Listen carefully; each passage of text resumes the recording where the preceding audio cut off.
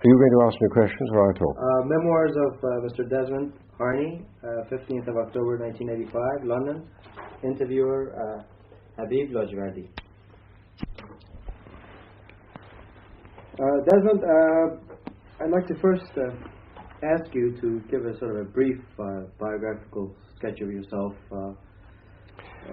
Habib, in relation to Iran, right? Well, no, basically personally. Myself, you were right. born. I was born in London. My father was a member of Parliament. He died when I was 3 months old. My mother took me back to the north of England, and I was brought up in the north of England. I went to university in the north of England, at Durham, and I then came later to London. My first job was in manufacturing industry with ICI. But before that, I should explain that after my Durham University years, I went to Cambridge University to start on PhD studies. But I decided that I was interested in practical life, and I tried to get into the Foreign Office. I didn't succeed the first time, and that is why, going back to where I was, I went into ICI, which is my second string. What year would that be? That year was 1954, when I left Cambridge. I then had the best part of 2 years in ICI, and then had a second shot at the Foreign Office. And I got in the second time. This was around 56? I entered the Foreign Office at the very week that Khrushchev and Bulganin came to London, which was, I think, May 1956. When I'd been in the Foreign Office about a year, I was told that I had to choose a foreign language to learn, as we all are. And I remember being offered Turkish, Persian, and Greek. And I had no doubt at all which I wanted to do, which was Persian. Because when I'd been doing my military service, I did it in Pakistan, and I was once brought to Gwadar, I think it's called Gwadar, and across the bay from Gwadar you can see Sha'baha. And this excited my imagination, the magic name of Persia. And about 2 or 3 years after that, in my university service, I spent 3 months in Morocco. And I remember someone in Morocco telling me, but if you think Morocco is beautiful, Persia is even more beautiful. So those two things fixed in my mind that Persia was something very beautiful that I wanted to know. So when the Foreign Office offered me Persian, Turkish, or Greek, I chose Persian without any hesitation. I then went to London University and studied for a year under Professor Nancy Lanton, and studied Persian. That led to my posting to Iran in August 1958. I went straight into my responsibilities in the embassy, in the political section, Chancery. Could I just interrupt you at this point? I'm interested in two things. First, what sort of briefing a person such as yourself would receive before going to Iran? And then particularly, what sort of an impression did you have of Iran and its political conditions and so on before you arrived? And then later I'd like to ask you what, in fact, you found and what the differences, if any, were between the impressions before arriving and actually... Habib, I was very junior. I was the most junior. I was the third secretary. So I don't think they bothered much with briefing in the way that they would an ambassador or a councillor. So no, I wasn't given much direction. I read the books and read the literature, and I'd learned a lot from Miss Lampton. I was a little worried in going to Iran at the beginning because at that time my own personal political inclinations were rather liberal, not more, not socialist, but liberal. And I was rather apprehensive about going to a country that was an autocracy, and that people said it was a dictatorship and things of this kind. That kind of thing was said at the time? Okay. That even then, although the Shah, I think it's often forgotten that the Shah was much better known worldwide in those years than Persia was. Persia was something associated with carpets and the rest. But the Shah was an international face. He was an international figure. He was a glamorous figure. You could almost, the word wasn't invented in those days, but you almost call him a pop figure. He was a pop head of state. Partly because of himself, partly because of Soraya. He was really, I would say, an Oriental Kennedy. I think I would. And not many people say that, but he and Soraya were what John and Jackie were later. So, I went to Iran, and my first impressions of Iran were of the politics of it, not of the country itself, that it was recovering from these traumatic events of the overthrow of Mossadegh, 28th Mordad, and the Shah establishing himself. I suppose I thought before getting there that everything was much more stable and established than I found it. My first impression was of the overwhelming influence and importance of His Imperial Majesty, A'la Hazrat himself. But then I became aware through the embassy of the fact that the political side of the establishment wasn't considered very important. Iqbal Ghulam, who was then the Prime Minister, but the big powers were Temur Bakhtiar, the other name that remains with me, Haj Ali Kia, who I think, I don't know this, I mustn't talk like this. I'll be interviewing him next week. Salam. You know his son? No. Mustn't talk about that. And the police chief, and it's my memories that these were military, Savak, as Temur Bakhtiar, and the police. Alavi Muqaddam. Alavi Muqaddam. And it took me a little adjustment to accept that in the embassy.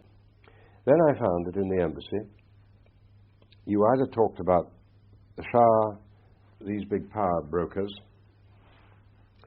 and then you talked about, at the other extreme, the Tudeh party. And the Tudeh party had been repressed and broken up after 28th Mordad, but was still a subversive force, and the Russians were behind it. But it began to strike me, and I was very junior, that the sort of elements that I was used to looking at in England or in Europe didn't seem to exist. What in England we now call the Alliance, the SDP, the Liberals, moderate socialists and the like. And not because anyone asked me to in the embassy, but privately, I began to think, well, don't these people exist here? And partly through personal friendships, you meet people who are like-minded, and through friends and at parties and the like, I became aware that these other groups existed. And my first introduction to Iran, if I may mention names, I don't get them into trouble. I hope you're talking to them already. The two first Iranians that I met before ever going to Iran was Leila Matin Daftari, who I love. Hedar's sister. Hedar's sister. And Shirina Mahdavi. Now Shireen Khazani in Salt Lake City. In Utah. Yes. And again, I mustn't make these comments, but do talk to them. Shireen particularly, who's much more political than Leila. And I suppose through these two, I was introduced to circles in Iran that the embassy didn't usually meet. Mm-hmm. And that it wasn't my insight, Habib, that I said, where are these people? I suppose to some extent it was, because I was used to looking for these people in England. It was because Shireen Lely introduced me to these friends, and I find them likable people. And I therefore became aware of Hafiz Famal. Yes, who is now a professor at Texas. And I could name half a dozen other names. Hussein Amatawi, I've told you. And so through them I became aware that there was an opposition. And for, I suppose, a year I just drank this in friendly dinner parties. And then I began to think, well, the embassy should be aware of this. And I began writing notes and sending it to the ambassador and saying, this is happening, people are saying this. And embassies usually don't like to know uncomfortable things. No one likes to know uncomfortable things. What was the major sort of complaint about the Shah at that point in time? I mean, what were the 3-4 things that they... Oh, police state, already then spending too much on arms. You tell me you've talked a great deal to Abu Hassan Ebtihaj, and Ebtihaj's early disputes, weren't they, were on defense expenditure. I suppose principally those two. So I began writing these, and eventually my ambassador, who was a very intelligent, wise man, said, look, I think you ought to send these back to London. London ought to know about this. And this is Jeffrey Harrison, who was the ambassador? Are you talking to him? He declined.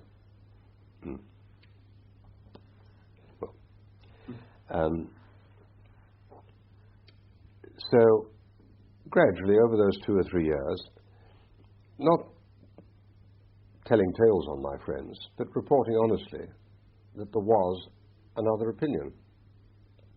Not just loyal to the Shah, but critical. Just as in this country you've got people who are perfectly loyal to the Queen, but who are critical of Mrs. Thatcher. And I found that there were people in the Foreign Office in London who wanted to know about this. And so over the 4 years that I was there, from 1958 to 62, one built up a picture of that other opinion in Iran. An opposition to some extent, but they were not very effective, the way they organized things. And the things that I found were that they were very good theoreticians, and this, of course, happened again in 78 and 79. They were good salon critics. But they didn't know, they had good links with the students in the university, but they had poor links with the bazaar. I remember, and this is what, how many years? 25 years ago now. I remember finding that there were 2 schools of thought in the opposition. There were those whom anyone would recognize as being Moderate Labour Party here, or STP as we now call it, the STP. And then there was a harder line group who were more religious. And the name I used to hear in those years was a man called Bazagan, and someone even more extreme in the religious way, I remember, Baghai. Muzaffar, I think? That's right. Muzaffar Baghai. And they used to talk about, no, not Burujadi, he was the Archbishop of Canterbury. He was all right. But they used to talk about Kashani, Ayatollah Kashani. And towards the end of my time, 61, 62, I started hearing of this real firebrand, a chap called Khomeini. And that he would preach very extreme sermons. But all my moderate National Front friends, and they were personal friends, would tell me then, oh, don't bother about these religious people, they're mad, they're too extreme. We are the real opposition that matters. And you know, Habib, that same division, how many years later, 20 years later, yep. manifested itself again during the revolution. And during those years, I learnt about Alahyar Saleh, Sanjabi, Shafwa Bakhtiar, and so on. And I must shorten it if I can. I left Iran in 1962, when things were hotting up. Now, when I say hotting up, and I mustn't jump that, Iqbal was set aside, and Amini came in. And everything changed with Amini. And things opened out, and the National Front became active. And if you remember, there were great demonstrations, great public rallies, great meetings. And I mentioned to you before that the thing that really opened my eyes was 300 yards from the embassy in Ferdowsi. I went, not because the embassy sent me, but out of personal interest. I went to a meeting addressed by Darakshesh. And suddenly I saw real live politics. Up to then, everything was controlled and ordered, as you would expect in an autocratic state, but rather dull. Suddenly, I was at a meeting which was excited, agitated, enthusiastic. And that enthusiasm of Darakshesh spread throughout the National Front. And if you remember, it led to clashes with the students. The students were always the most radical element in those days. To a series of clashes. I'm sure other people have described this to you. But there was a time in even 1962, much less 1963, when it looked as if the whole regime was at risk. And you had armoured cars at the crossroads of Shahrizar and Hafez. Mm-hmm. And it looked touch and go. But the Shah held his nerve, and I think behind him were people like Alam. And Alam, I think, was the great strength behind the Shah then and in 1963. And my own theory is that if Asadullah Alam had not died, but had been alive in 78, 79, things would have followed a very different course. Mm-hmm. So, I've gone back and forth a bit. I watched the emergence of the National Front in 61, 62 under Amini, and I became aware that there were two strands within the National Front. The standard democratic socialist National Front and this hardline religious National Front, whom I thought was an extremist fringe which didn't matter. Right, I left. I went off to Africa. You left in August of 62? 62. I read about it in the news. I went off to Africa. Well, I became involved in African affairs. And I went to Kenya for 4 fascinating years, from 64 to 68. And instead of thinking night and day about His Imperial Majesty, I started thinking about somebody called Jomo Kenyatta, yes, whose photograph is there behind me, sitting next to Mohammad Reza Pahlavi. But I mentioned to you before that the thing that kept me so close to Iran, apart from the mountains and the beautiful climate, was the way that one's Iranian friends remained close to one. And I never had to make any effort over those 10 years to keep in touch with my Iranian friends. They kept in touch with me. And I kept particularly close because in faraway Nairobi, who should be posted there to head up the World Bank there but Sirusu Sami, whom I hope has talked to you. And I saw Heda, I saw Hossein Matavi over the years. I came back to Iran. I always knew that being a Persian speaker, Farsi Zabon, I would probably come back to Iran. and I came back in October of 71.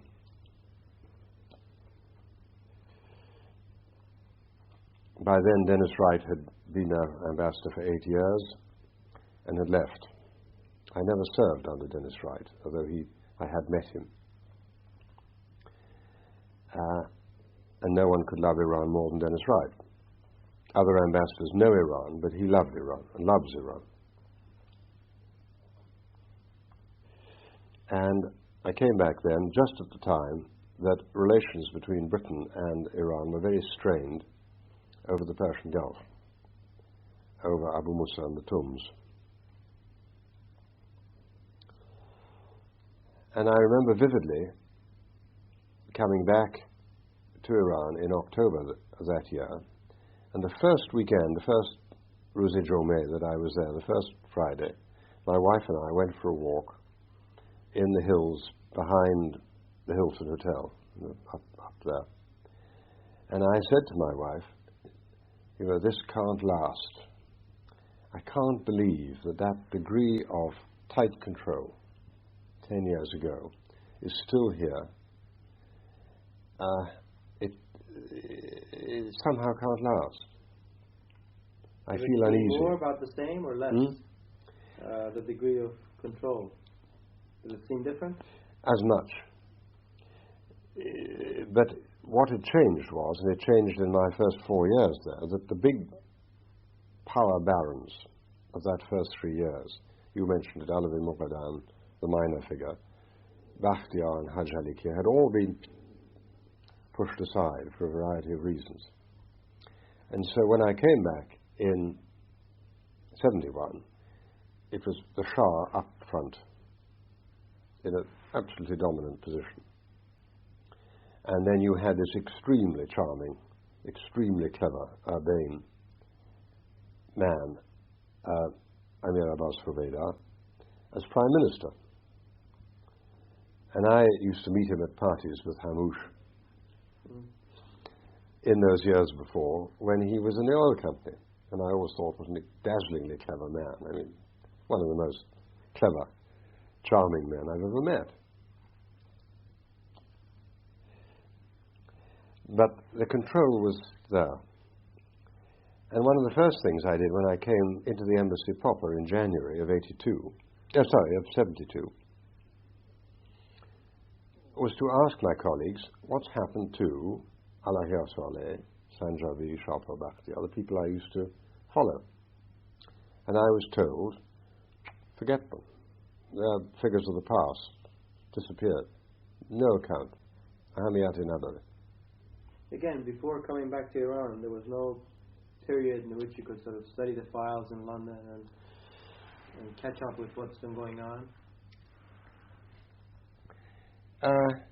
No. I certainly wasn't briefed in that way. But again, I was coming back as now not a junior, but a middle level fellow. So they wouldn't take the pains to brief me in the way that they would an ambassador. If you talk to Peter Ramsbottom, he can tell you what briefing he had before he came back. Because he came back to Iran. He'd been in Iran, about a year when I came back in 71. And I remember asking a few people and being told, look, these people are of no account. So I rather forgot about it. And the business of the embassy then was in supporting the present order, in looking for business opportunities, looking for defense sales, all these things. There was always, if I've read one dispatch from the British Embassy, I've read 10 from different ambassadors, which started, if the Shah were to die tomorrow, what happens? And none of them ever came up with an answer because there wasn't an obvious answer. So I fell in with the thinking that this could go on forever. And then I focused my attention then on the guerrilla movements, which were very active at that time. The name I remember was the great incident at Siaf Kal. And about 2 years after that, Dennis Wright and I, and another great friend who's still in Iran, so I won't mention his name, not an Iranian, did a marvelous journey right across the top of the Caspian. And we came down through the forests of Siarkar. So, this is all by the way. I was aware of these guerrilla movements. But an organized democratic socialist opposition had gone, or appeared to have gone. But I remember, when would it be? 72, 73, that sort of time. A great fuss and bother about a mosque on the old Shemran Road, which I'm sure you remember, called the Hosseiniye Ershad. And I recall one day finding it, the whole old Shemran Road blocked by police and the mosque surrounded. And I was told the reason was that Savak had come in and had stopped whatever sermons were being preached in Hosseiniye Ershad. And this alerted me to the fact that a religious movement, I didn't know what it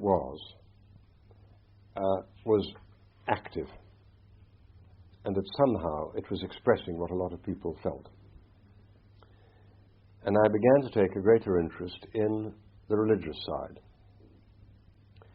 And I'm jumping years, but I went one year to the Shiraz Festival in Shiraz. When would it be? 76, I suppose. I was going for a number 75, of years. Yeah.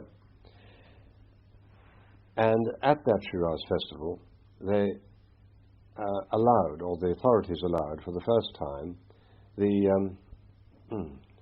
my memory, Tazieh? Tazieh. And it was put on rather like a show, that this was a bit of ancient Iranian history that was now safe, insulated, was no longer a threat, and we foreigners could be allowed to witness it. But it electrified me, and I linked that with my memory of Hosseiniye Ershad, and I began to think that something was stirring that I couldn't understand and that no one could tell me about, but that was important. And I began to notice that mosques were opening, do you remember, in Shemran, all over the place. And people would say more people were going to the mosques. I didn't work it out. I just was aware that something was happening. Right, now don't let me digress. Where am I? I was still told that the National Front that we used to know didn't count. And that judgment, I suppose, lasted through my 2.5 years in the embassy at that period. Then I left the embassy for purely personal reasons to become a banker. This would be in 74. Well, I had an invitation to do this towards the end of 73. And it took me about 6 months to work it out. I'm not going to bore you with the personal reasons why I wanted to do it. I did it. And I decided that I was going to take this opportunity to change my career. And I left Iran in May 74. And I came back to London and left the Foreign Office, became a banker, learned something about banking in 6 months, and I came back to Iran in October 74. So I was only away 6 months.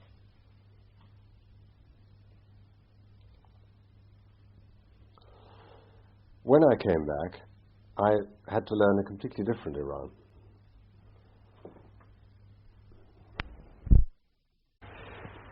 I'm reluctant to talk about my personal history. Are we on? Yeah. But being a political animal, I could never lose my interest in it. And the bank wasn't interested, except insofar as it affected the stability of Iran and whether it was a good lending risk. Mm-hmm. But I followed it, and I had my friends that I'd had all these years. I had friends in the establishment, and I had my friends in this area of the liberal opposition. And I kept being aware of this religious undertow, you know what I mean, behind things. And I remember very clearly when Nixon went, Ford came, and then Ford lost that election and Carter came in. One of the most vivid impressions I have, it was still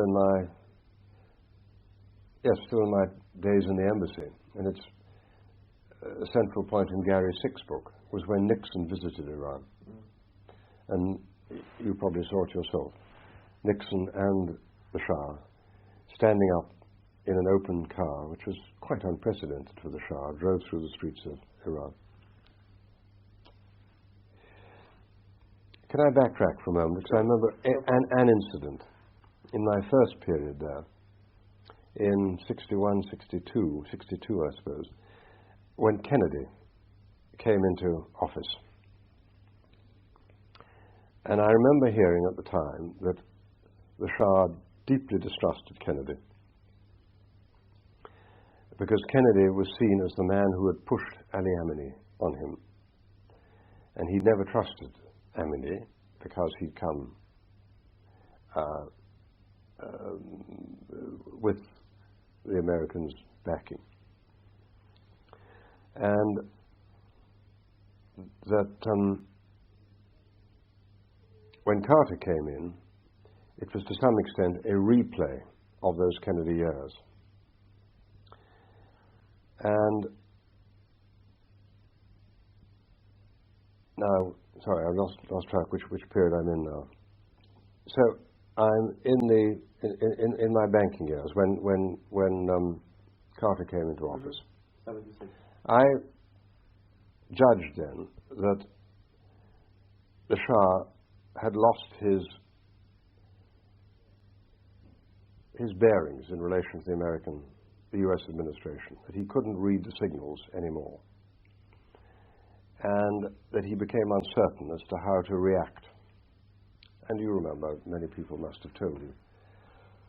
I was told, for instance, that when he sent a ritual telegram of appreciation to Carter on his election, that it wasn't even acknowledged for a month or more, and that this unsettled him. Was Carter against him? Now, I was following things now way outside the embassy as a complete observer. And I mentioned to you before that the thing that opened my eyes to this was in June of 1977.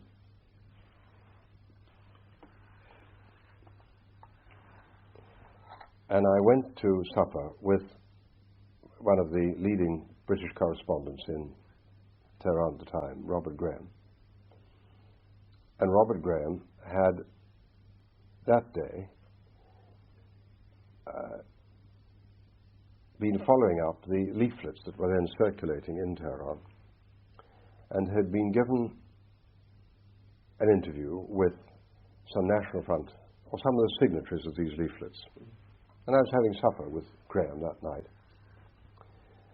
And he came in with all his notes.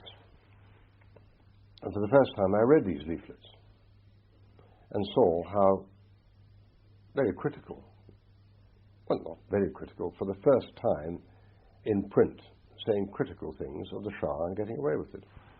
And he told me that he'd been allowed to talk to these people, and not only talk to them, but that he'd been told that if he wished to write an article about them, he was free to do so. And that said something to me, looking back to my old embassy days, that things had changed fundamentally. And that if the regime, in other words, if the Shah, was prepared to have these public criticisms of him published in a Western newspaper, that a system of control and discipline had changed, policy had changed. And from that moment onwards, I became aware, and I advised my bank accordingly, that what had been the accepted certainties of life before had changed. And that was mid-77, and from then on you know how things progressed. Now, you asked me a question. Well, I'd like to go back to your first term in Iran and ask that as a political officer in the embassy, what sort of knowledge or contact or relations did you have with the clergy? None. The Enjom, right? Of Tehran. The Enjom of Tehran, who was like the Bishop of London or like the Archbishop of Canterbury, entirely safe. I don't know if the embassy ever met him. I never met him personally. But you know as well as I that subsequent events show this counted for nothing. And that it didn't reflect what was happening in places like the Hosseini Ershad. And I think we now know, don't we, that what I sensed in that Hosseini incident was happening in many mosques throughout the country. And looking back myself now, I think the beginnings of the real trouble in Iran began when there was a reconciliation between the Shah and Saddam Hussein over the Shatt al-Arab, and the frontier between Iraq and Iran, which had been closed for years, was opened. And I think I'm right that Hoveyda, to symbolize the new spirit, paid a visit, didn't he, to Karbala, a religious visit, although. And I think from then onwards, the message from Khomeini, who all those years had been sitting in Karbala, I find most people in the world think he was sitting in Paris all those years, but you and I know where he was. From that time onwards, the tape recordings, the messages began to come back into Iran and began to excite and agitate the mosques and began to spread among the people. And it's quite possible that if that reconciliation with Iraq had never come about, that you wouldn't have had that flood of Khomeini propaganda coming back into Iran. That's my memory of where that began. So you are familiar with the impression of many Iranians that the British historically have had close ties and relationships with the clergy. Now, is there any truth to that, or is there historically any truth to that? Is it something that I think it's a historical past and it no longer existed, or? I think it goes back to the 1906, the Mashrutiyat, when you've seen those photographs in the Gulhak embassy. The Bakhtiyari and the mullahs came together. It was a relationship that existed at that time, but it had not been retained. There was no, that I ever saw, well, I know, there was no close connection. There was no connection in any meaningful level between the British Embassy and the mullahs. If I say the Enjom, I've said it in one sentence, haven't I? Yeah. Yeah. How about the bazaar? Is there any way that you could, in what way did you keep informed as to what's going on in the bazaar? We didn't know. We really did not know. I used to think, the longer I was in the British Embassy, the more I became aware, particularly not particularly in my second time, I began to find that our commercial section, dealing in trade matters and selling goods, although they weren't aware of it, were more in touch with ordinary opinion than the political section was. The political section was dealing with Vezarat al-Kharije, dealing with Darbar, dealing with these things. And when you talk to the market officers, the second secretaries, commercial, you found you were talking about a different Iran. And when you talked to the British Council, who were teaching Iranian students, I became aware that I was talking to people who saw a different Iran from me, because they were talking to 18-year-olds, 20-year-olds, and they were getting an impression of much more discontent, of much more opposition. So between these two forces, the commercial section, the British Council, and that legendary thing, the Tehran taxi driver, not to be underestimated. Some of my best conversations in those 6 months of revolutions were with the Ronandagana taxi. I became aware that things were stirring, even in my time in the embassy. And after I left the embassy, I was switched on. I became alert to these changes. Was there any sort of a regular basis on which information could flow from the cultural officers and from the commercial people? No.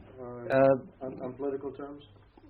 No, it's not the British Council's, it wasn't, and isn't, I'm sure, the British Council's job to send political reports. It isn't its business. So unless you had political officers in the embassy who were asking questions of the British Council, how do you find the students? Or unless you had people in the political section saying to their commercial colleagues, look, what are they saying in the bazaar? No. Now, there were one or two of my colleagues who were perhaps inclined to be critical of an autocracy, and therefore inclined to be critical of the Shah, who were therefore more attuned to these things, and would occasionally put pen to paper and say, everything isn't rosy. There is an opposition. Not everyone is happy. Don't believe what the regime says. But no one knew whether to take this really seriously. And if you did take it seriously, well, it was going to upset a lot of preconceived, comfortable notions. How far would these typically get? Would they get past the ambassador? Oh, yes, of course. I wasn't there during the Dennis Wright years. I didn't see what he wrote back. But I don't think in those years anyone would have written, any ambassador could have written and said, gentlemen in London, or ladies and gentlemen in London, there is a serious force of opposition building up to the Shah.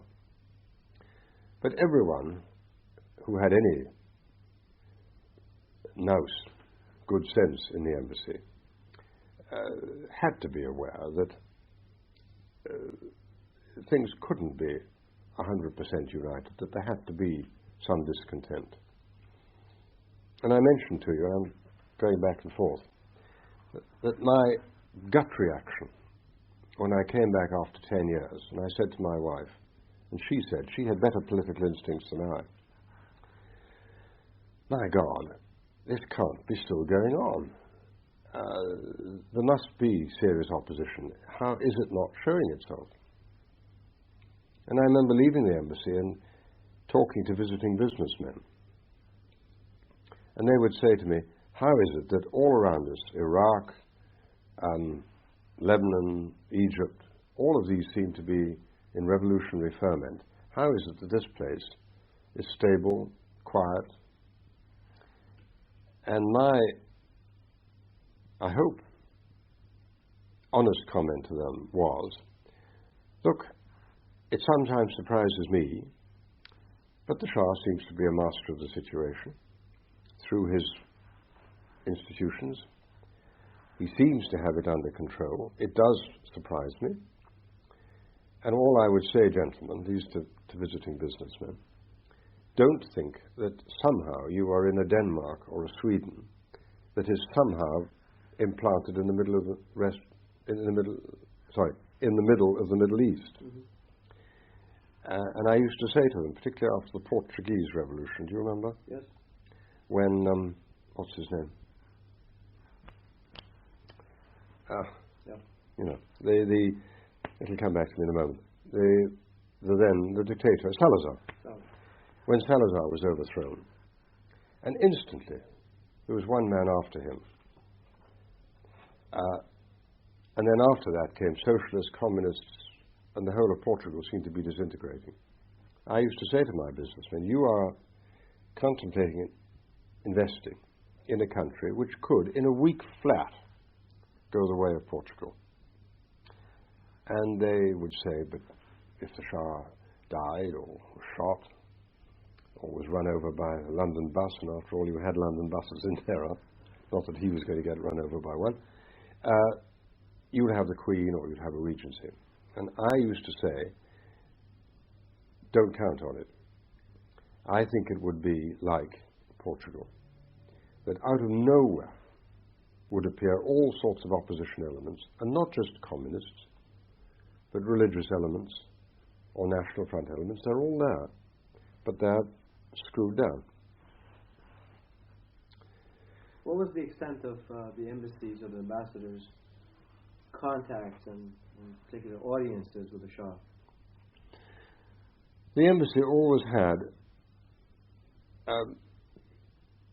very intimate relations with the Shah. It depended on the person of the ambassador. I think Dennis Wright had an unusually frank and candid relationship with the Shah. I think a more honest, direct relationship was with Asadullah Alam. Hoveyda, because I'm talking of my latter period there, Hoveyda was always seen as the grand executive. He was really the Wazir. I mean, he was Nakhost Wazir, but he was the old type of Wazir, as you had in all Iranian history. But the man who was the confidant, advisor of the Shah was Asadullah. And I knew Asadullah. And Asadullah has spoken of me, and you must have had this from many people, that in those traumatic events, that great crisis of 63, when Khomeini was in the end sent packing, and when things were very nearly touch and go, it was Alam who was the steel behind the Shah. How far Princess Ashraf was too, I don't know, but certainly Alam was.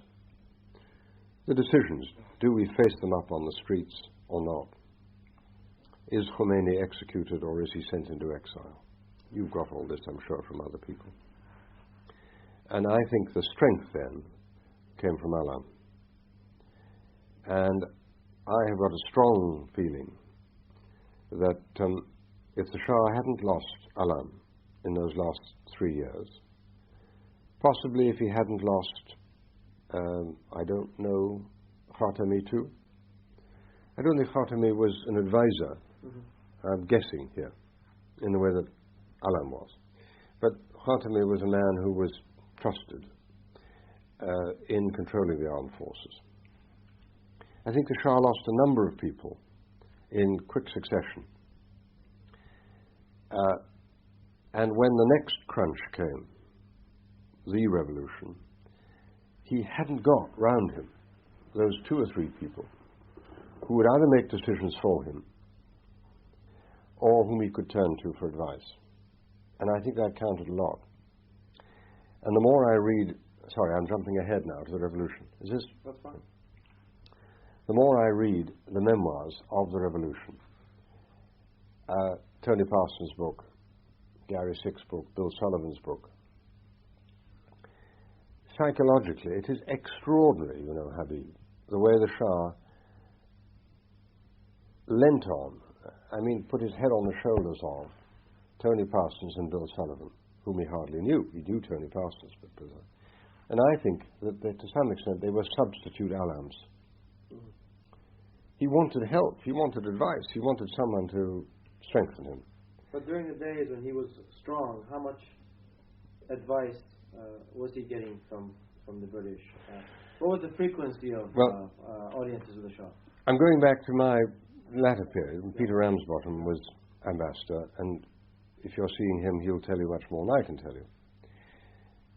The Shah was then at the peak of his power. He was very arrogant. He knew best. You know those interviews on British television. And my memory, from what I heard in the embassy then, that we had much more, in fact, quite irrelevant nonsense about articles in the Guardian, or articles in the Times, and the Shah getting angry, and the Shah ringing up the ambassador and blasting him about some article that had been written in the Guardian. That's what the relationship was. We were being treated as his public relations firm. Mm-hmm. And if we weren't giving him good public relations, or the BBC, it was our fault. Now that isn't a real relationship. That isn't a relationship where you can say, Your Imperial Majesty, I'm your friend. I think you're going wrong in this area. I think you're going wrong in that area. And I think he denied himself. If he'd been more humble in those days, and been able to say, look, Habib, do you think I'm doing the right thing? Tell me, I mean, what do you think? You're a wise old hand. He denied himself a lot of help because he was forever ticking us off for irrelevant, superficial things about what was written in the British press. And I'm sure the American ambassador had stick in the same way. So what you're telling me is that during those years, the British ambassador was not in a position to give advice and counsel to the Shah. Hmm. Now, I wasn't there in the Dennis Wright years. But during Jeffrey Harrison? Oh, not Jeffrey Harrison, no. Dennis Wright is a very, blunt speaker. And I don't know what... I wasn't there. The real bedrock of Dennis Wright's period that I've always heard about, and what I've heard Dennis speak about, was not so much his relations with the Shah, but with Alam. And I think that Dennis Wright would have spoken much more frankly to Alam than he ever did to the Shah, but he did speak frankly to the Shah. Peter Ramsbottom's day, Peter is a lovely man, but he never became Iranian. Never got into the Iranian soul. Mystically, yes, he became, as you know, I don't know if you do know, but he became very involved in Sufism and all that. So no, I don't think that Peter Ramsbottom was the man to set the Shah right on border issues. What Peter Ramsbottom did try to do was to say to His Majesty, look, don't get het up about an article in the Manchester Guardian. What the hell? It doesn't matter. And there was a sort of pact arranged at one time between Peter Ramsbottom and the Shah, that the Shah, I remember the words put on it, yes, that the Shah would accept constructive criticism, but not destructive criticism. From the press? From the press. Or from the press. Yeah. And one fruit of this was, I remember, my name might be wrong, you were talking to me about 15 years ago, or whatever it was, that the Shah agreed that a Guardian journalist should come and do 4 articles on Iran. And provided the criticism was constructive, he could criticize. And the man who came, and this is where I may get the name wrong, I think was David Holden. The man who was later, no connection, no hidden hand, was murdered rather, in Cairo. Do you remember? Was it Heard or Holden? I think it was Holden. Mm-hmm. And he was murdered between Cairo airport and going into Cairo. Yeah. I think it was David Holden who came and did 4 articles on Iran. And it'd be worth trying to find them out now. Mm-hmm. And the first 3 articles, the Shah had to bite his tongue from time to time. The first one got his goat. You know what I mean by got his goat? Yep. Because it talked about the water cellars around Shahiyard Monument, selling water, which was a traditional Iranian thing. And why not sell water? Here they sell ice cream, there sell water for 2 riyals. And he made a great thing about this, that in Iran, the people are so poor that they have to pay 2 riyals for water. And if I'd been the Shah, I'd have been very angry at this misreading, misunderstanding. Water is, you sell Bastani too, but you sell water. But it was the 4th article. Wow, you are leading me to all sorts of things I'd almost forgotten about. The Shah went through the roof, Habib, about the 4th article. If you can still find them, it must have been 72 or 3. Because in the 4th article, all the things that David Holden, if my name is right, had learned from this critic, that critic, this National Front man element, he put it all in the last article. And the Shah had, as I say, bit his lip on the previous ones, even about the water seller Shahiyard, but the 4th article, whoomp, he went through the roof. And he summoned Peter Ramsbottom to Niavaran. And he was very angry. No, correction. He didn't summon him. The Shah was going on an overseas visit. I have no idea where to. And he was going down the line of, Peter Ramsbottom will tell you about this. He was going down the line of ambassadors at the airport, and he took Peter Ramsbottom out of the queue and he tore him off a strip about this article. My memory might be a little mixed up, but all I'm saying is an indication of how this press coverage tended to dominate relations between the British Embassy and the Shah. And you're at the same time telling me that the British ambassador was not a very powerful figure vis-a-vis the Shah.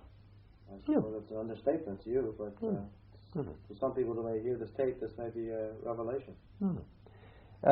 Any Iranian who believed that the British somehow pulled the strings, or could say to the Shah, Your Imperial Majesty, do this, or God forbid, Mamad, do this.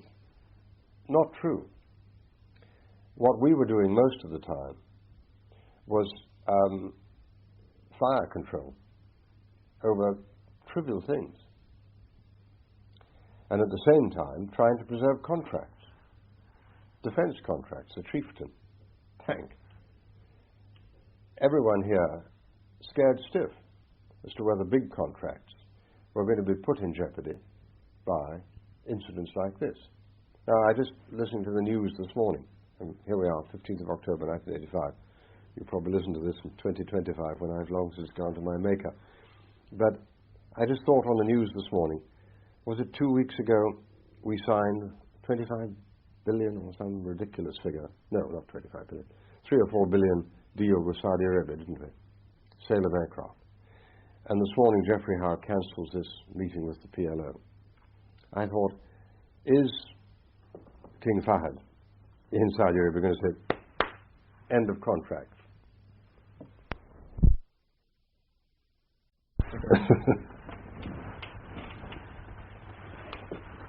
I want to now ask you about the relationship between the British Embassy or British community and Iran's security forces, namely the Savak.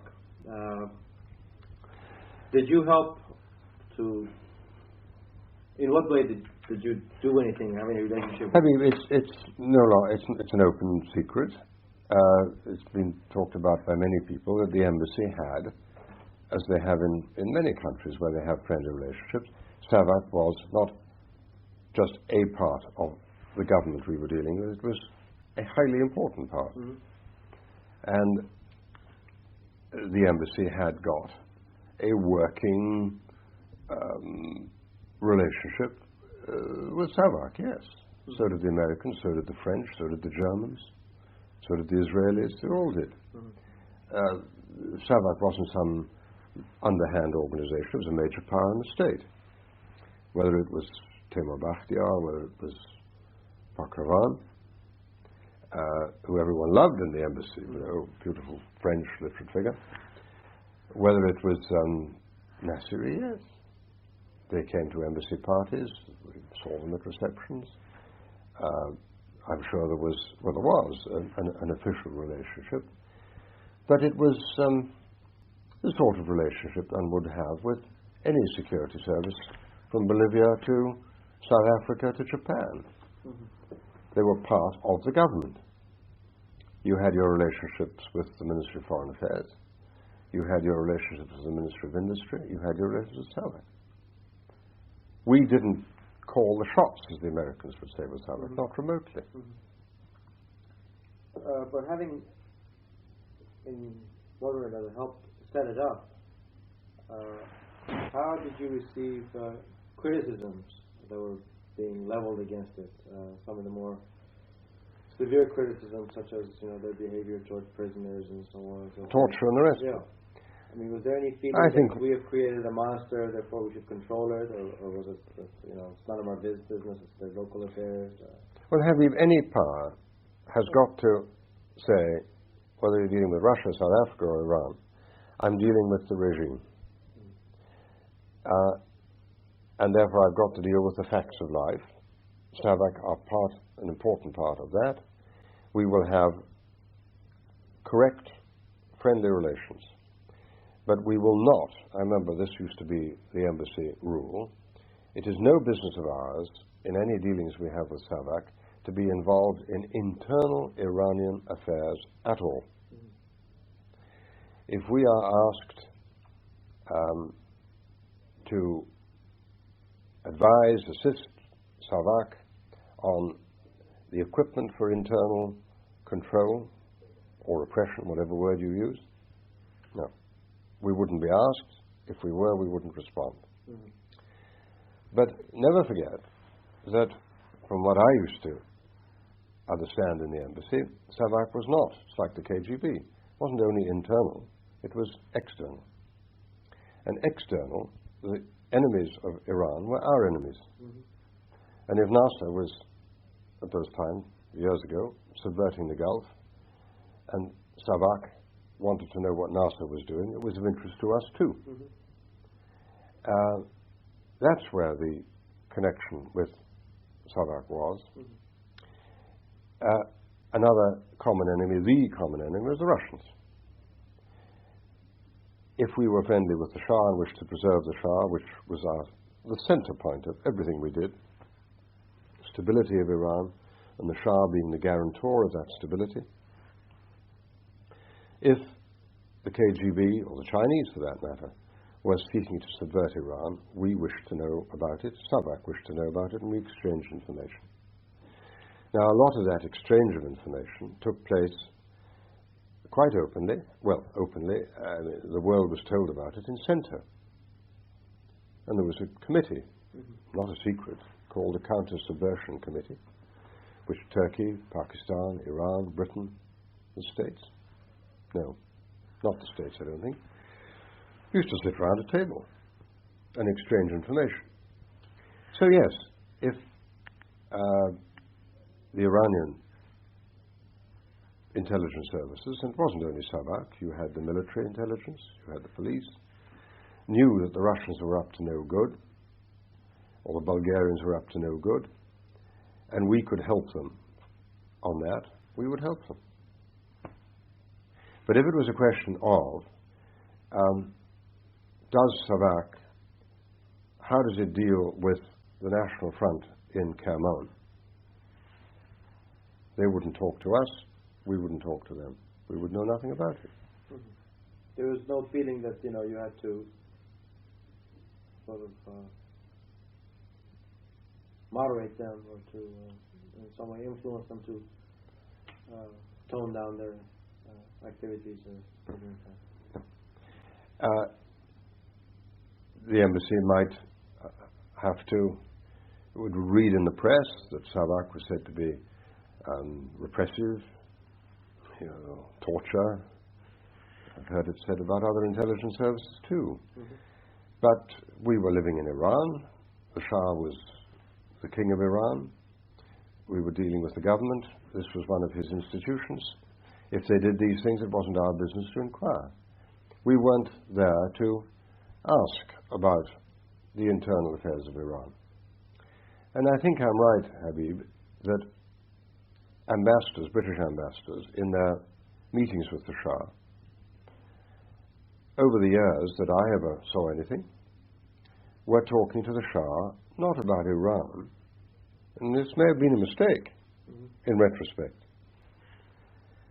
They weren't talking about Iran, they were talking about Afghanistan or Pakistan or Indonesia or NASA, for years about NASA.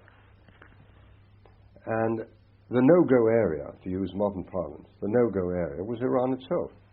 Now this may have been a mistake. Now, in all the publications that have come out of America, it seems that the American embassy and its associated intelligence services and so on have decided that it was not wise or appropriate for them to collect information regarding internal political opposition. How would you characterize sort of the British? Very much the same. Question? Very much the same. I'll tell you two stories. One I've told you already.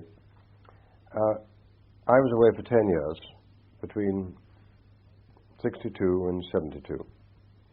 When I came back, I found that the gap that I had discovered between the Tudeh party and the establishment back in 62 had become a gap again.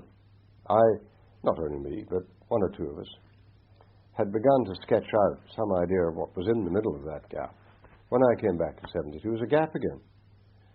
If I said to colleagues in the embassy, what's happened to my old friend? Well, it was never a friend, but what's happened to Shahpur Bakhtiar? Who? I said, Shahpur Bakhtiar. Who's he? You mean General Bakhtiar? I said, no, not General Bakhtiar. Shahpur. Never heard of him. I'm not exaggerating. And because I'd become perhaps more political over the years, particularly being in Africa, I again tried to find out a little more about these fellows, but found that there wasn't much to tell in those days. That's one story. I've told you that already. Now, a very telling story, and I'm not going to mention the embassy official who said this to me, but I remember vividly in September 78, in other words, right into the revolution, I'd been on midsummer leave, like everyone else was, Tony Parsons, Bill Sullivan. I came back the day after Jalais. The Jalais Square incident. The Jalais Square. And I can virtually quote this verbatim, and I hope it'll tell you a lot. I went to an embassy party. I was invited to an embassy party. I can't remember what it was about. A consul was leaving, a consul was going. And a quite senior members of the embassy, not the ambassador, came up to me and he said, Desmond, he said, you were here before. You were here all those years before, and we've always heard you knew a lot about the opposition. He said, can you introduce us to any mullahs? Quote, can you, me, introduce you to any mullahs? Now, you read into that what I'm telling you. And if I don't say anything else tonight, that I hope will give you an impression of how the embassy was right out of touch. Not only with the moderate opposition, the National Front, they didn't know them. But the mullahs, they didn't know one. Was your impression that the French and the British, the German and perhaps the Israelis I can't speak. Were about the same as you people, you and Americans? I can't speak for the French at all. Why? Were they because... I didn't know them. I mean, they wouldn't let you... No, I just didn't know them. I couldn't say. Germans, I knew a number of German diplomats as friends. I wouldn't have thought they knew any more. The Israelis, well, I'd never underestimate the Israelis. I don't know, because I wasn't dealing. I wasn't in the embassy there.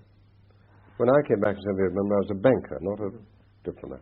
No, but I mean, even in those years when you were in the embassy, did you have a feeling that they were sort of better in touch with what was going on? The Israelis, yes. Israelis. Yeah.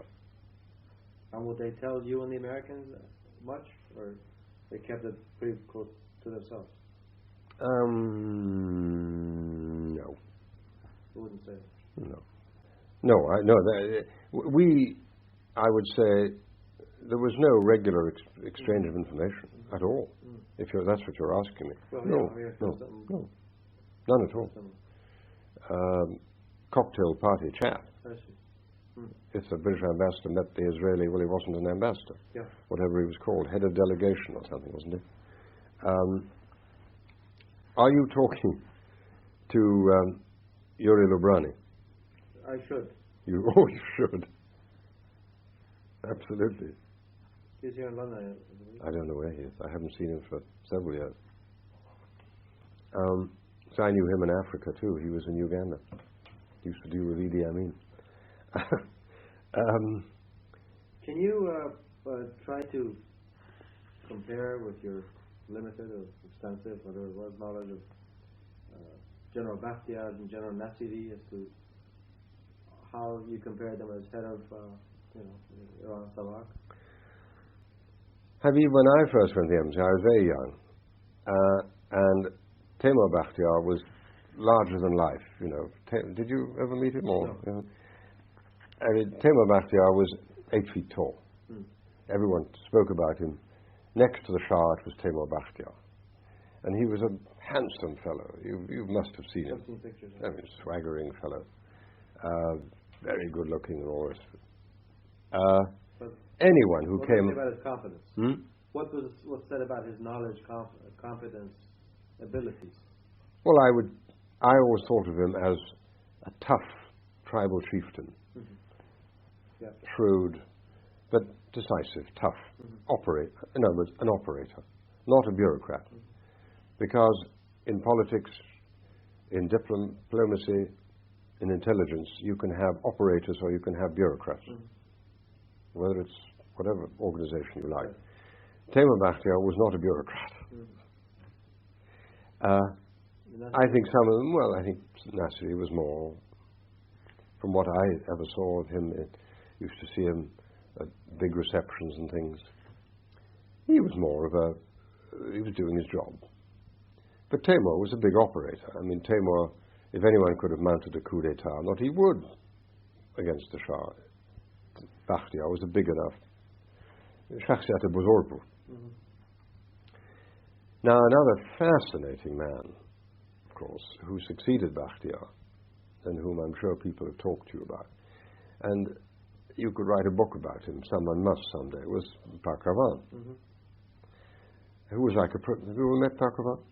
Yes. He was like ambassador in of course he was in Paris. A professor. A really Roshan Fekh, wasn't well, he was Roshan Fekh, but he was also, what's the word I want? Intellectual, yes.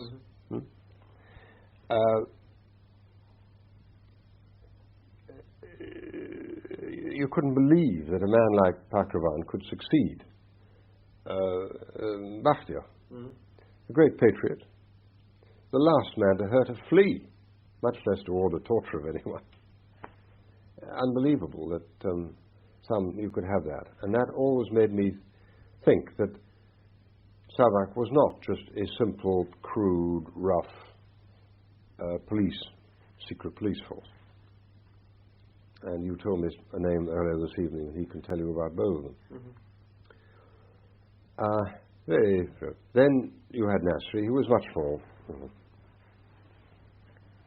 chief of police, who became that. A lot of Iranians now wonder why the Savak, which was considered to be so powerful and so knowledgeable and have such extensive networks,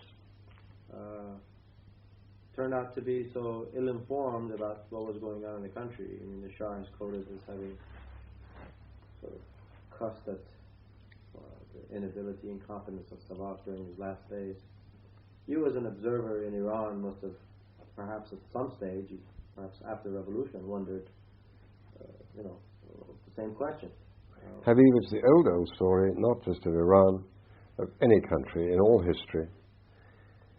An intelligence service, a diplomatic service, business intelligence, whatever you like, is just as good as the courage of the people at the top.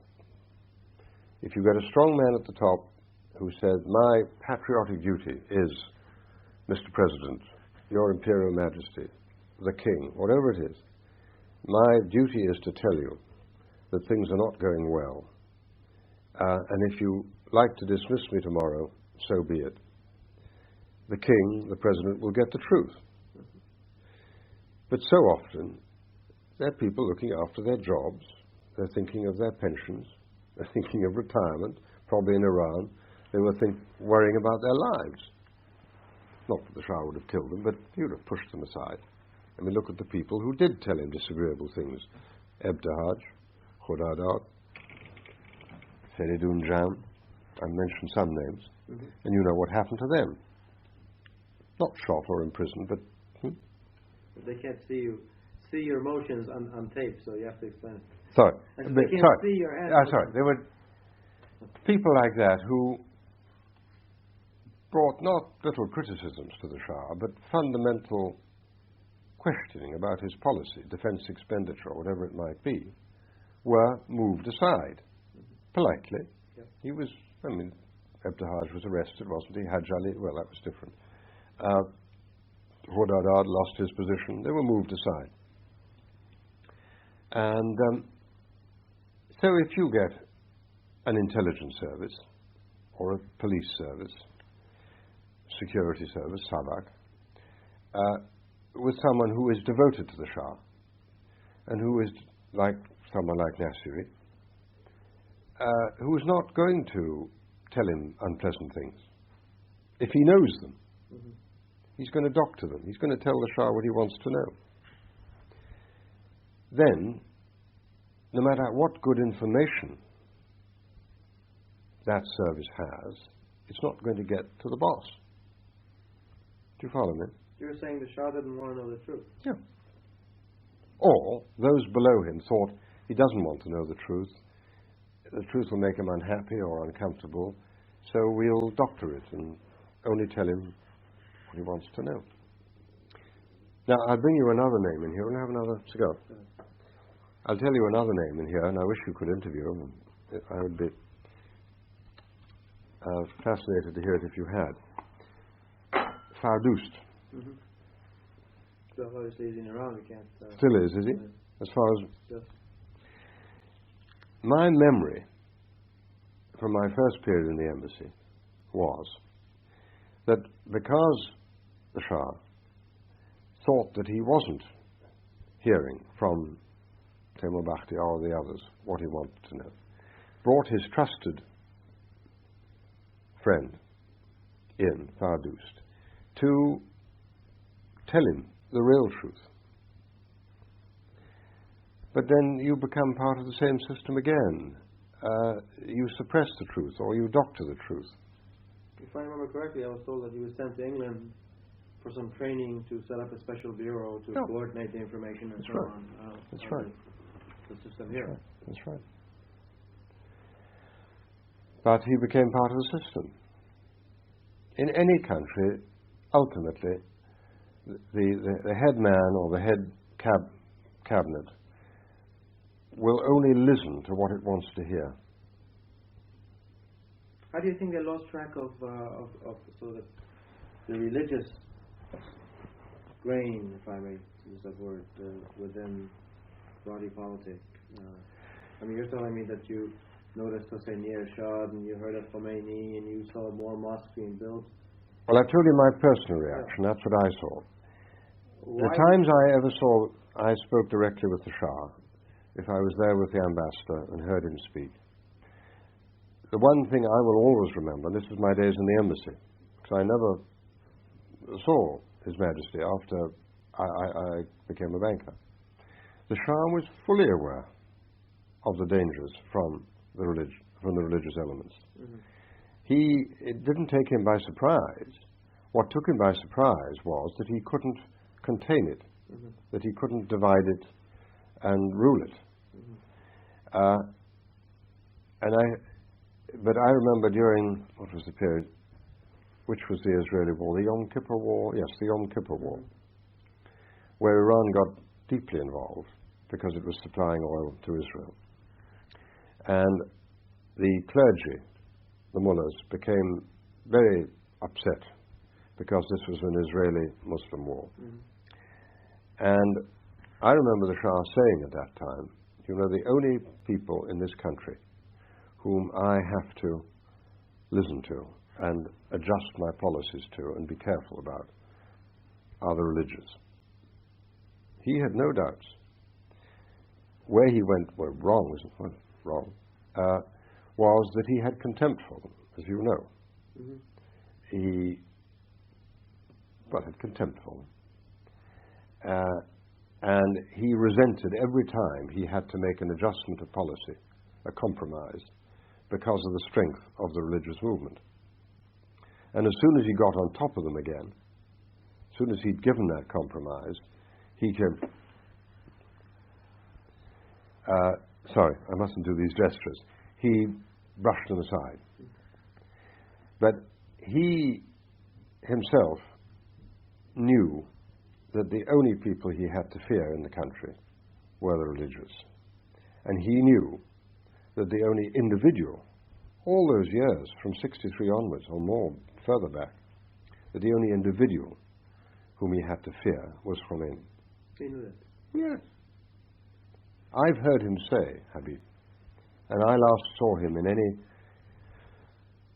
intimate political discussion, way back in, what am I talking about, 74.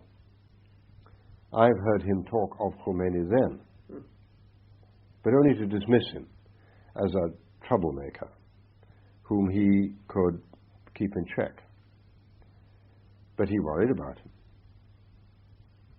You know, in February 1978, when there was an uprising in Tabriz, it was said in the Iranian press and by, I think, even the Prime Minister at the time, that this large crowd were imported from outside Iran. They were infiltrators or something. Now, from the understanding you had of these individuals and these people at the top, do you think they really believed what they were saying, or was this just for public consumption? I think they were trying to kid themselves too.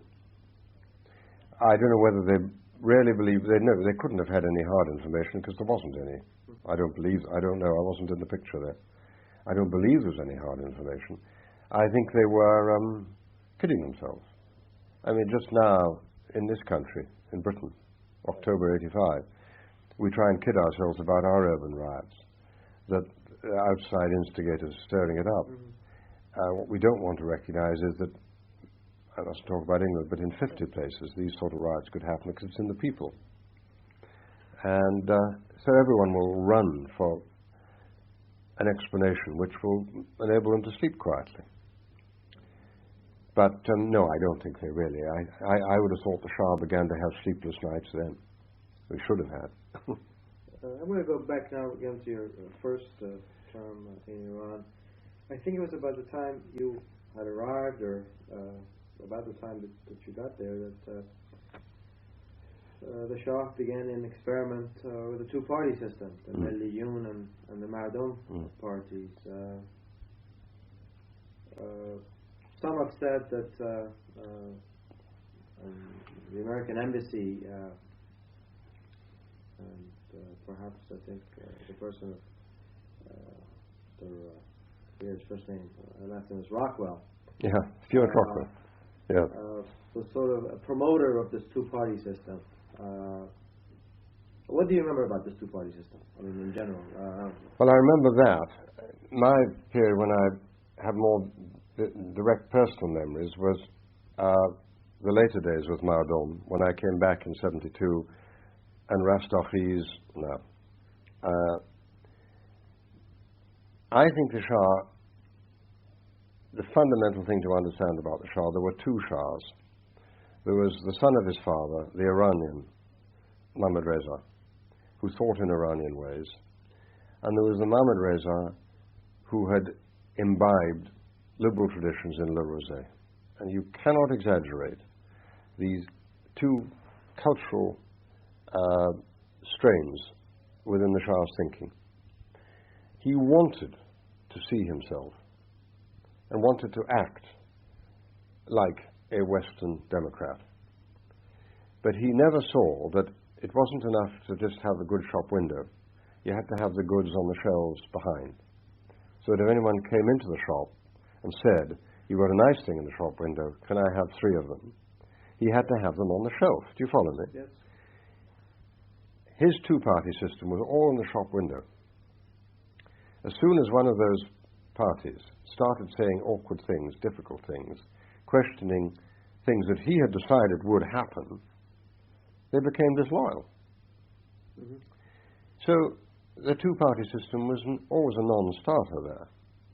He wasn't prepared, ever, to have a real opposition. About petty things, yes. Town council things, yes. But not much. Mm-hmm. And my vivid memory of that, I think, was the thing that led to the start of Rostov-Ease. Do you remember I'm forgetting my name's Canny, wasn't it? Yes. I can't remember who was before Canny. Medir, who got killed in an auto accident. That was the one. In the north. In Rush. No,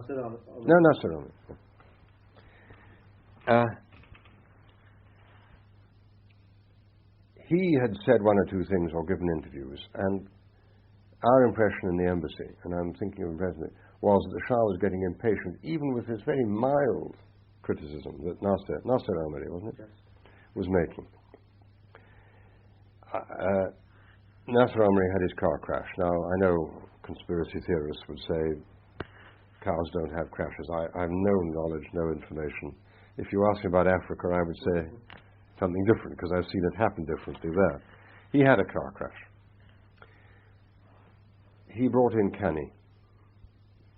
Who was very close to Alam. Within,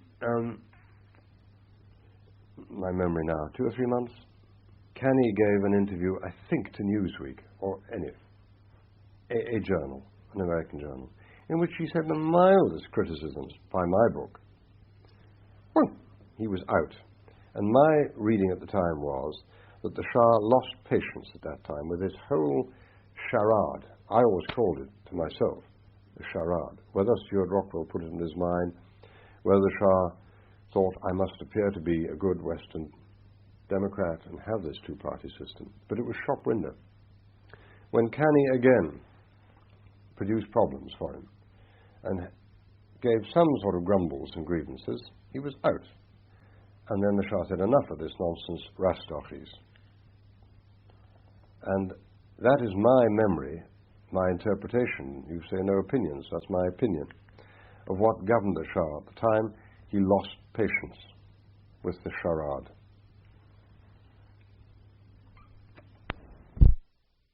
And I just hope that I'm somehow giving you some answers to fill in gaps in the jigsaw. I think you've been very helpful. If I've given you some answer on the embassy relations with mullahs, if that's convincing, because it's true. If I've given you some answers on the relationships we had with Savak and with the Shah, if the impression comes that we really didn't involve ourselves in internal affairs, this is the great message. We didn't seek to manipulate. We didn't manipulate us. We weren't asked to advise. We didn't try to advise. It was hands off. And we were all caught out, we and the Americans, in the end, by just not knowing.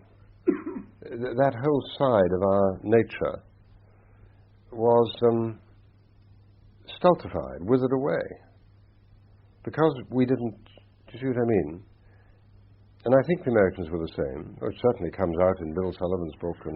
Well, it seems that people had greater expectations from the British with a greater sort of knowledge and experience in the Middle East and in foreign affairs and in diplomacy and so on.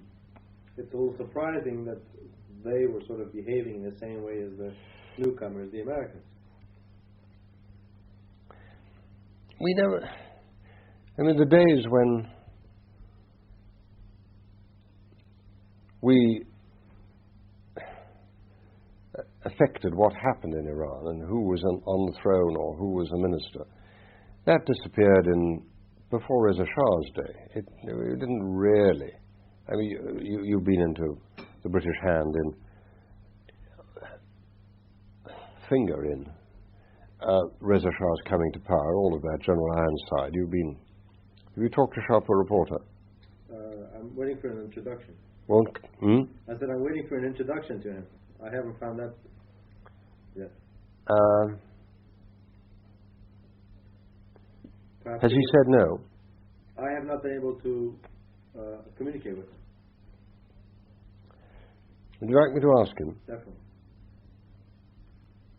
You could tell him that it's harmless, it doesn't hurt. I think he might. Deeply wise man. Mm-hmm. Do you know him? I've heard about him. I don't know what you hear about him. I mean, I'm talking all the time. Tell me, in sort of headline, what impression do you have of him from people who talk about him? So, he very knowledgeable in Iran. He had close ties with important people, and that he was a big Mr. Fix-It, or well, I don't know. I mean, that is sort of a very valued judgment on it, but he was involved in commercial matters, as a consultant, you could say. I mean, the importance, Habib, because I have to tell you, I'm not putting it on tape, am I? Yes, is that right? Yeah. Oh my God, I didn't know you had it on. Sorry. Well, his relations with the British are well known. Mm-hmm. Not a Mr. Fix-It. That he did bring about deals, fine, why not? A very, very wise man, a very shrewd man, and a true and close friend of the Shah. A very wise counselor, and extremely close with Alam, too. Mm-hmm. And you know the history of his father coming to Iran. And he and Asdullah Alam and the Shah were boyhood playmates. I didn't know that. Yeah. He wasn't someone whom the British pushed in to get to the Shah. He was there already because of his father and his father's relationship with Reza Shah. And there was deep trust.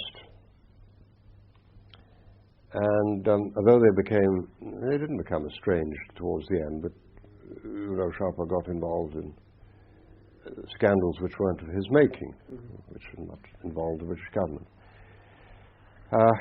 He's a deeply loyal man and wouldn't say a word to the press or to anyone else. He understands more than almost anyone. I think it's good to leave a glimpse of him for history. Well, I'll see what I can do. As you can see, the narrator has the freedom to present any parts of him that he wants. He's a man of history, Sharper. He's a very deep man. He's a man of history, and his father was a historian. And I've said to Sharper, I only see him as a personal friend once every 2 years. And I've said, Sharper, are you going to write? Your father wrote. He said no. And I said, well, it's a great loss, because one day you'll be gone, I'll be gone, and just what this is. It should be somewhere. That's right. I don't know if you will, but I can ask him. With others, all I think I can do is make an effort to present an opportunity. It's up to the individual to decide for himself whether he wants to take it or not. And there are things I'm sure that he would be inhibited about. Sure. But if you want the sort of comments I'm making on individuals and situations, Miss Anamati. No, the two other areas that I wanted to touch on. Here we are. I'm handing Mr. Lajourdie a cigarette lighter so that he can relight his cigar. It's a lie, I don't smoke. It's an ordinary cigar, it's not Tariq. No, the two areas that I mentioned to you over dinner that other people may have talked to you about, but if they haven't, I think are a part of history that could be overlooked, are the Shah's view of Iran, particularly in those latter years of when he was at the height of his power, the 70s, to Iran as a regional power. I suppose stemming from that time when the British withdrew from the Gulf, Nixon came out and said, will you be my proxy gendarme for the Gulf? Which is something the Shah didn't need much convincing. Oh. Sorry? It's something the Shah didn't need to be convinced about. He was ready to... No. The Greater Iran. I saw the Shah as a peacemaker, a maker of a stable bloc around him. He was ever conscious of the Russian threat. I think he over-exaggerated the Russian threat. He saw them 8 feet tall. He was a peacemaker with Iraq. Don't forget that. He used the Kurds, quite cynically, Mullah Mustafa Barzani, as a piece on the chessboard to make the larger goal of a peace, a settlement peace, a settlement with Iraq. He was conscious of Pakistan. He distrusted Mrs. Gandhi, but he was worried about subversion, Russian subversion in Afghanistan. He was very conscious of the threat through Oman from the subversive forces mounted from South Yemen, behind whom ultimately were the Russians. And he devoted great effort and energy to that. He saw himself ultimately as being an Indian Ocean power, not in an aggressive way, but as an area of stability. And his great logistical goal in that was to make Iran an Indian Ocean power. For that, he needed an Indian Ocean base. And the idea of building up remote Chabahar, which was then only a fishing village, into a major Air Force naval base was to get Iran free of, on the one hand, the Persian Gulf, out beyond the Straits of Hormuz. And an even greater design was to draw Afghanistan into Iran by building road and eventually rail links down to Chabahar. Where will you pick up these ideas? Well, I don't know. Chabahar? I mean, I don't know. Did he just sit there and look at the map and say, we need to build a military base there? Or is someone coming to him, some contractor or somebody who's saying, not a contractor, make a great profit on something and propose this to him? The Shah was a great reader. He read Western newspapers and Western magazines a great deal. People say he didn't know what was going on in his own country. He chose to believe what he wanted about his own country. But abroad, he didn't have those inhibitions. And he listened to lots of people. There was a constant stream of people from Britain, from America, from France, Germany, Japan, anywhere. Professors, theoreticians, they would all get their audience. And he would sit there, I've seen him with some of them, and drinking it in, really listening to what these people said. And he would do his homework before they came. And I've talked, and I mustn't digress, but in my banking days, I've talked to not only chairmen of big British corporations, I've talked to our clients who are Americans and British and French, not just British companies. I've talked to presidents of American corporations who would say, gee, God, that guy had really done his homework. You know, we had his audience and he was asking us questions that I had to turn to my aide to say, what do we do in our company? That sort of thing. And he listened. So you ask me where he got these ideas from. I don't know. I think it's quite possible that he studied maps and had read his history and had worked this out for himself. It could be that 2 or 3 people, or even one guy, had given him this concept of the Indian Ocean and the need to be beyond the Straits of Hormuz. I don't know. I've no idea. All I do know is that he had this vision of that barren Baluchistan coast being the new frontier, using terms, but he didn't use those terms. But, well, and if he did, no, not quite, but that's what he meant, the new frontier of Iran. and bringing Afghanistan. He had big visions like this. And all these things that he did, Pakistan, Oman, Iraq, were all of a parcel with that. And one particular episode in that, and one that can easily be forgotten, is the Iranian expeditionary force to Oman. He took a big risk in that. Did he need much encouragement to do that? No. The British are very strong in Iran. They were then, they are now. It's an area where, if you go there, you would still feel sometimes that the British Raj still lives. That's not to make any adverse comment on the Sultan, not for a moment, but there's a marvellous cooperation in my book, because I'm British, a marvellous cooperation there. And the Sultan felt, the British felt, that we didn't need any outside help. We certainly didn't say, look, we're strapped, we can't cope with this subversive menace coming from South Yemen. Please, Your Majesty, will you help us? No way. Wasn't there. He thought of it himself. And he pushed himself on them and us. I'm talking about 1994 when I say this. If you talk about the hidden hand in Iran, it didn't exist. If you talk about the hidden hand in Oman, it exists. I'm not saying that we dictate to the Sultan what to do. We don't. But there's a collaboration. That's where British influence operates. It didn't operate in Iran. We were inhibited. The Shah decided that the threat from South Yemen, which was very real in those days, was a threat to the Gulf, and if Oman went, Abu Dhabi would go, Dubai would go, and the dominoes would start falling, and Iran would fall eventually. So he sought his common cause.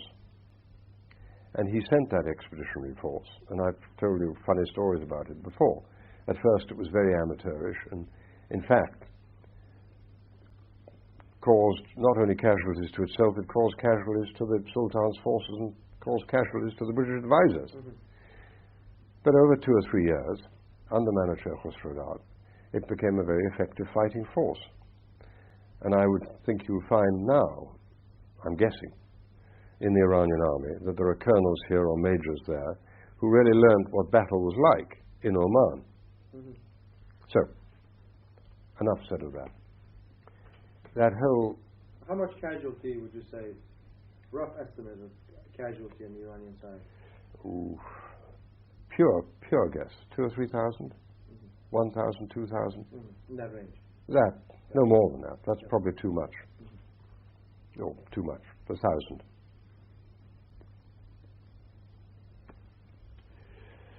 But they became effective. And I think the fact that, I think the British would acknowledge privately that the fact that they were called PFLOAG, People's Front for the Liberation of the Arabian Gulf, that they were repulsed. The Iranians at the end played a significant part in that. Right, that's that. The other theme that I wanted to mention was the oil price rise, which when Oman is forgotten, when Savak is forgotten, when all the things, the biggest single effect that the Shah had on the world economy was the oil price rise. And I personally remember, and Peter Ramsbottom will remember too, being present at a moment of history, which at the time I wasn't aware was a moment of history. And the Shah put it in terms, again, of someone who'd come to see him, one of his learned professors who'd given him an idea. And that professor, I mean, he talked about it as a professor, had said to him, Your Imperial Majesty, you in Iran, Saudi Arabia, everywhere in the Middle East, you're selling your oil too cheaply. You've heard the argument many times. You're selling your birthright, you're selling your long-term inheritance to the West, who will take what they can get.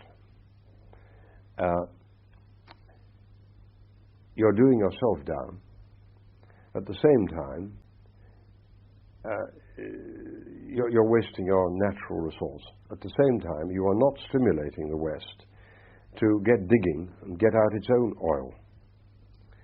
And the way you can answer that question, those two questions in one, is to put up your oil price to such a level that the West, such as Britain, will have to, all the Americans with oil shale deposits, will have to get out their own oil.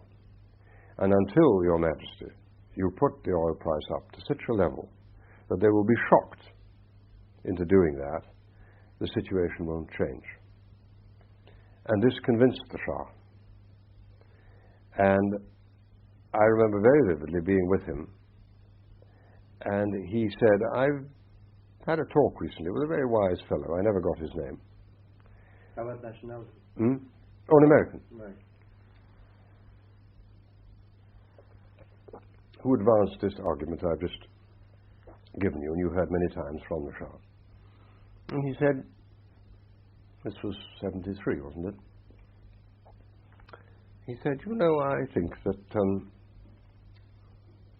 an oil price of, let's say, $11 a barrel would be about right.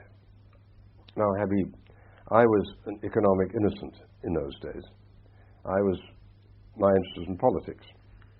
I knew that the price of oil was then round about $3 a barrel. $3 a barrel. And I did know that 11 was more than 3 times 3. But I wasn't an economist enough to know that $11 a barrel meant an absolute earthquake in the world economy, from which, how many years later, 12 years later, we are still feeling the effects, more than feeling the effects, are still reverberating. And I remember going back to the embassy. I'd been with Peter Ramsbottom, and saying to our councillor, who was an oil expert, and saying that the Shah talked about, theoretically, just talking aloud, thinking aloud, off the top of his head, of an oil price of $11. And this colleague of mine said, well, my God, he said, you can't be serious.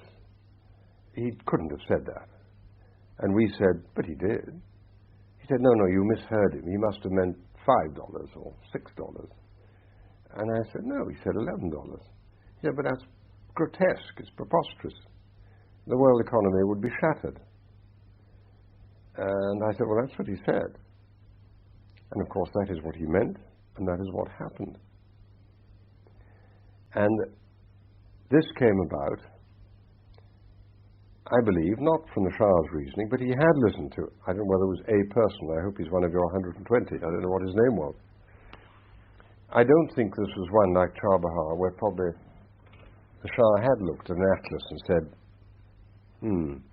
I want to be in the Indian Ocean, that's the place I'm going to be.